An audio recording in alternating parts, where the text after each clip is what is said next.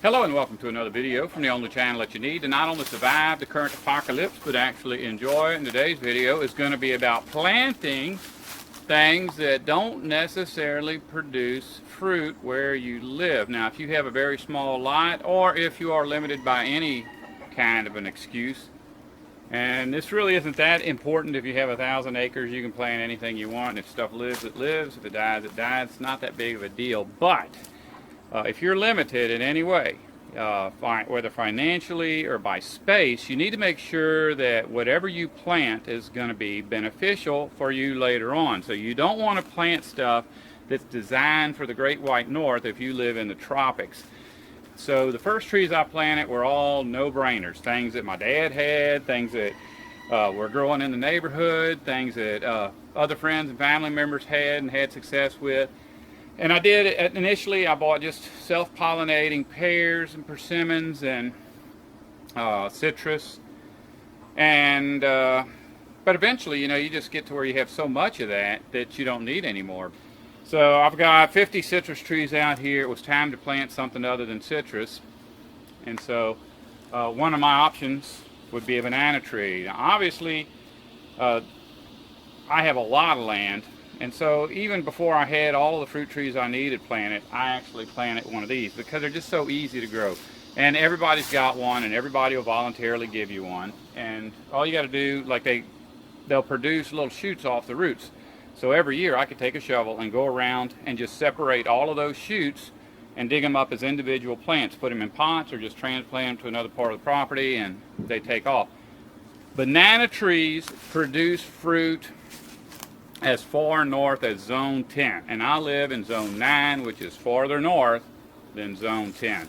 So the chances of me ever getting bananas on my tree were basically zero.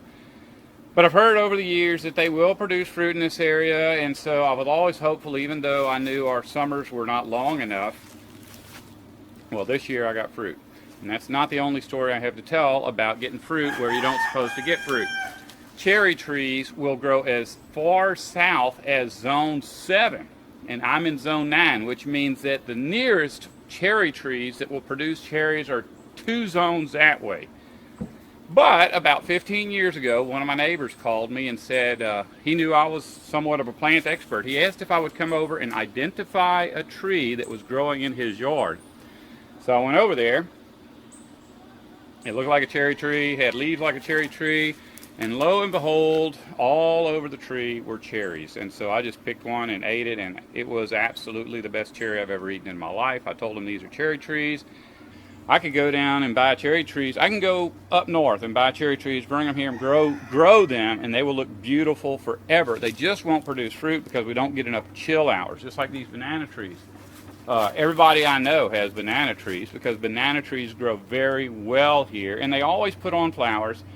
And they'll always make fruit, but the fruit they make is as hard as a rock, and our summer comes to an end probably 6 weeks before the bananas get ripe. So there's no way to force those bananas to ripen that early. Now I'm going to show you my bananas that are growing on my tree. This banana tree actually blew over in a bad storm, and we came out and took a look at it and thought about all the different ways we could prop it up, and what we eventually concluded was that it would be best just to leave it alone and not risk damaging it further. So my wife got this old oil change container and put it here to keep the bananas off the ground so they wouldn't rot, which was a really good thing because these bananas right here are ready to eat. The yellow ones, I just picked one and I ate it, and it was the best banana I ever had. Of course, I've never had a vine ripe banana or a banana that has gotten ripe on the tree. Those bananas that they ship from South America, they are picked when they are really green, and then when they get close to shore, they pump gas into them to make them ripen.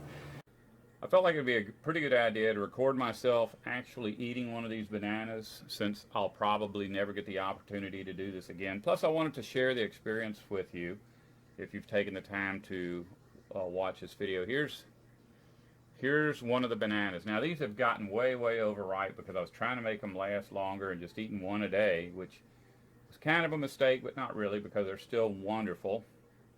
But anyway, You see it's got the black spots on it. Normally, with a banana that you get at the store, when it gets to that point and you open it up, it's not really very juicy. It's kind of dry, and it'll have rotten spots on it. Well, this thing here, and I already know this from experience, is going to be like mush on the inside. It'll still hold itself together. It's going to be very, very gooey. There, I've taken off some of the peel. I don't know how much you can see from the video, but it's really, really juicy. I mean, normally you would describe an orange as juicy because you can just squeeze it with your hand and juice will come out of it. You may not describe an apple that way, or you would never describe a store-bought banana that way. This is really gooey and sticky and juicy. From what I understand, the people who live like down in Costa Rica or in areas where they grow these things, the bananas that you get at the store are the ones that they throw away, and they won't eat them like that. Those bananas are picked when they're very, very green so that they can ship them. Because see, something like this, if you put this on a boat and ship it to America and try to put it on the store shelf, it's going to get so beat up no one will buy it. Now, this thing is just almost falling apart. And if you've ever eaten a green banana, and I do, I love green bananas. I've recently acquired quite a taste for them because there is a little bit of acidity to them. They're more like a fruit, whereas a very, very ripe banana normally is just like eating, I don't know, a sugary sponge. With a green banana, it has a little bit of a tang to it. These things are way, way overripe now, and they still have that flavor, that tangy flavor that a green banana has. Another thing about these, oh, that's so good. Another thing about these is that you'll never ever get anything like this unless you live somewhere that has a banana tree with bananas hanging on it. The only way I can explain it, and this explanation won't work for everybody because not everybody's had the same experience as me. If you've ever gone up to a tomato plant and picked a bright red tomato, almost overripe, ripe tomato off of a vine and eaten it, then you know that the difference between that and what you can get at the store is indescribable. Well, that's the difference between a store-bought banana and what I've got right here. And I've only got 3 of them left. But I'll say this, if I had my whole property planted in banana trees, and this was the only one I got off of it in 25 years, it would be worth it. It's just that good.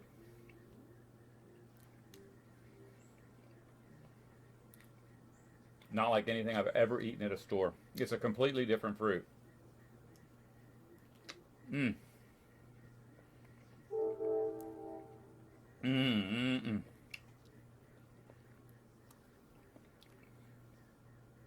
Now I have to go wash my hands because this is not like a regular banana. My fingers are gooey and sticky. The thing about having trees that normally do not produce in your area, like bananas in general will not produce edible fruit anywhere north of Zone 10. And I live in Zone 9, which is obviously north of Zone 10. And cherries, very, very rarely will you find a cherry tree that will produce edible cherries south of Zone 7. And so here we are in Zone 9. That man should have never ever gotten cherries over there. I should have never gotten bananas, but here's the good thing. Even though I have 1,000 other fruit trees growing on my property, in years when the weather is, or the summers are extremely long, some of my fruit trees will be too stressed out to produce fruit. And in the years when the winters are too long, some of my fruit trees will be too stressed out to produce fruit. So in the years when I get bananas or I get cherries, that might be all I get, because the stuff that would normally grow here may not grow here when the weather is not like our normal weather. Hey, if you don't want to survive, don't listen to me. Hello and welcome to another video from the only channel that you need to not only survive the current apocalypse, but actually enjoy it. And today we're going to talk about how to choose the proper fruit trees for your environment.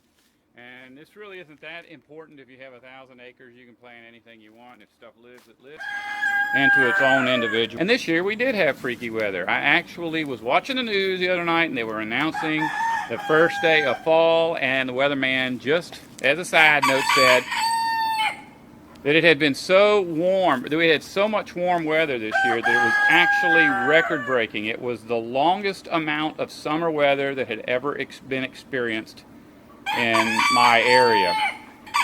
And he asked me to come identify a tree with cherries on it before, and so he didn't say anything. He just said, that was 15 years ago. I have not seen trees. I've got 50 citrus. I've got way more pear trees than.